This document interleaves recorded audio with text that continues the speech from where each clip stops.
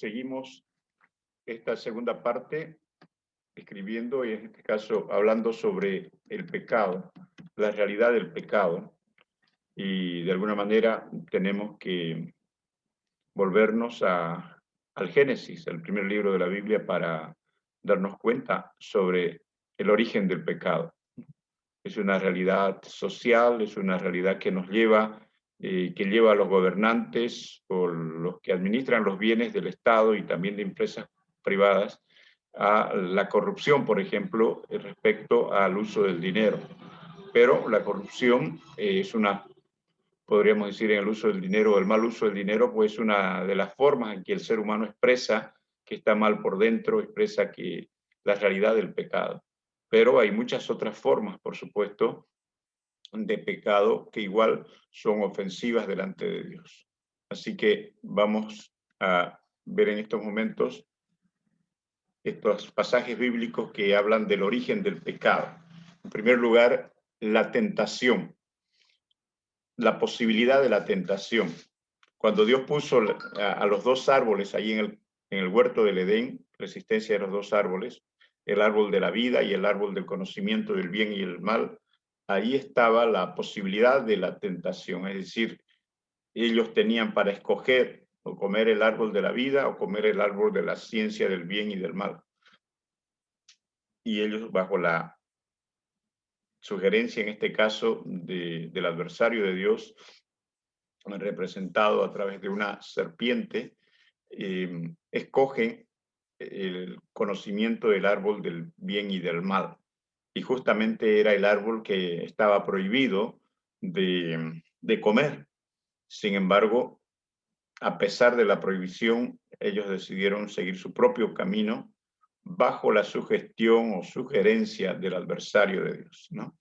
Esa es la realidad del origen del pecado.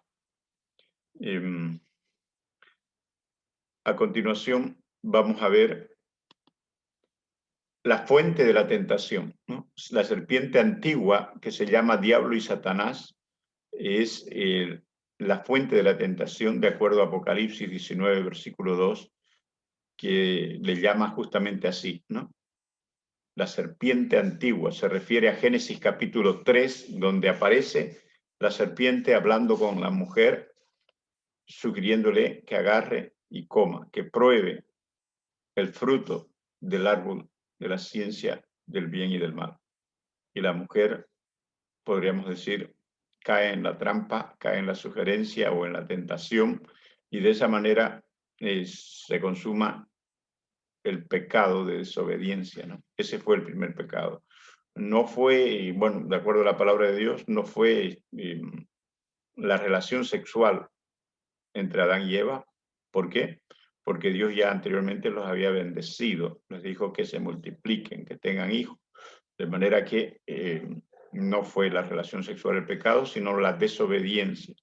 Y fíjense ustedes que hasta los tiempos actuales el ser humano sigue desobedeciendo a Dios de múltiples formas, ¿no?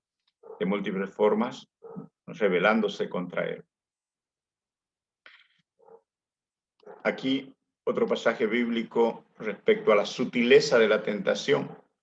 Entonces la serpiente dijo a la mujer: no moriréis, sino que sabe Dios que el día que comáis de él serán abiertos vuestros ojos y seréis como Dios, sabiendo el bien y el mal, de acuerdo a Génesis 3, versículos 4 y 5. Entonces, ahí estaba la sutileza de la tentación. Le estaba diciendo la serpiente a Eva y en forma implícita también a Adán, de que Dios estaba mintiéndoles a ellos, indicándoles que no coman el árbol de la ciencia del bien y el mal, en este caso el fruto del árbol, sino que lo que en realidad Dios trataba de evitar era que ellos se conviertan en dioses, ¿no? Seréis como Dios, ellos. Esa era, podríamos decir, la tentación de fondo, ¿no? Actualmente hay un movimiento universal llamado la Nueva Era, que también pretende que todos los hombres, los seres humanos, somos dioses. No necesitamos un Dios externo nosotros, dicen ellos, sino que nosotros mismos somos dioses. pero esa es una mentira satánica, podríamos decir, que está en contra de la palabra de Dios.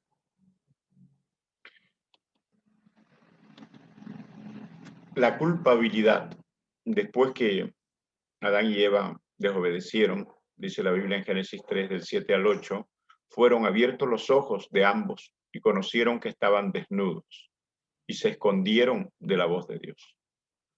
Entonces se dieron cuenta que estaban desnudos, porque Dios los hizo así. Seguramente el clima también estaba, podríamos decir, que era excelente, de manera que no necesitaban ellos cubrirse. Pero después de la caída en pecado, el acto de desobediencia de Adán y Eva, todo, no solamente la tierra, sino todo el universo experimentó las consecuencias, porque después vienen las maldiciones, ¿verdad?, que vamos a ver en la tercera parte de este estudio de la palabra del Señor respecto al pecado. Ellos se escondieron de la voz de Dios, dice. Entonces se dieron cuenta de que eran culpables, se sentían mal por dentro, habían perdido la comunión con Dios, se había apagado la luz interior que les alumbraba. Su conciencia les decía que estaban mal, que estaban en pecado. Por lo tanto, es normal, por supuesto, actualmente, y si uno ofende a Dios, es normal que se sienta mal, es normal que quiera esconderse. Hay gente o hermanos, podríamos decir, que no quieren congregarse, ¿no? No quieren reunirse con otros cristianos porque están en pecado. Pero la solución es, como dice la palabra de Dios en 1 Juan 2, versículo 1, dice, amados, tenemos un abogado delante de Dios, a Jesucristo el justo. Él intercede por nosotros. Entonces podemos acercarnos a Dios pidiéndole que nos perdone ese acto de desobediencia, ese pecado, sea pequeño o grande, y que nos limpie con su sangre de toda maldad. Y de esa manera podemos restablecer la comunión con Dios y pedirle el Espíritu Santo de Dios. Espíritu Santo, lléname, capacítame, satúrame de tu presencia para que yo pueda hacer lo que a ti te agrada. El Señor nos bendiga entonces y seamos victoriosos en las pruebas y tentaciones que tenemos en la vida, ¿no? En la vida real, todos pasamos por pruebas, por tentaciones. Entonces, Dios quiere que seamos